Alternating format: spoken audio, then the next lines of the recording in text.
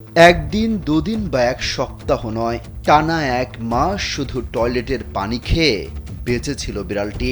রীতিমতো হইচই পড়ে গেছে বিড়ালটি নিয়ে। অনেকে মিরাকল বলেও ডাকছে এই বিড়ালটিকে। কিন্তু কেন বিড়ালটির ভাগ্যে এমন করুণ দশা হলো? কোথায় ছিল তার মালিক? জানা যায়, জাপানে বাসা ভাড়া করে থাকতেন এক নারী, সঙ্গে ছিল তার বিড়ালটি। তবে কোনো একদিন দরজা জানালা সব বন্ধ করে রুমে তালা দিয়ে বেরিয়ে যায় বাসা থেকে। এমনকি মালিককেও জানায় না সে। আর ভেতরে আটকা পড়ে বিড়ালটি। কোনো উপায় না পেয়ে টানা এক মাস কিছু বাসি পচা খাবার খেয়ে আর বাথরুমের পানি খেয়ে টিকে ছিল বিড়ালটি। স্যান্ডেলিনা সো, রূপচর্চায় আভিজাত্য। অবশেষে যখন বিড়ালটিকে উদ্ধার করা হয় তখন অচেতন অবস্থায় ছিল সে।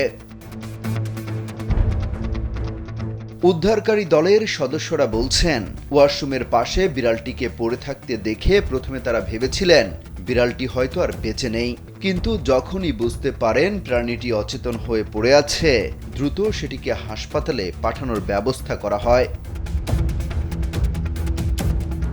অবশেষে ৩ ফেব্রুয়ারি বিড়ালটির সেই মালিককে গ্রেপ্তার করা হয়েছে। ২৭ বছরের ওই নারী স্বীকার করেছেন তিনি ফ্ল্যাটের মালিককে কিছু না জানিয়ে ভাড়া করা ফ্ল্যাটে বিড়ালটিকে ফেলে গিয়েছিলেন। ওই নারীর বিরুদ্ধে প্রাণী নির্যাতনের অভিযোগে তদন্ত চলছে।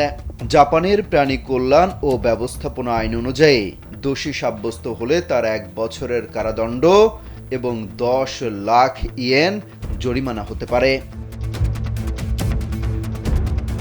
এরই মধ্যে বিড়ালটিকে দত্তক নেয়ার জন্য আবেদনের হিড়িক পড়ে গেছে। অনেকেই চাইছেন তাদের জিম্মায় নিয়ে লালন পালন করতে। অমিত হাসান রবিন, কালবেলা।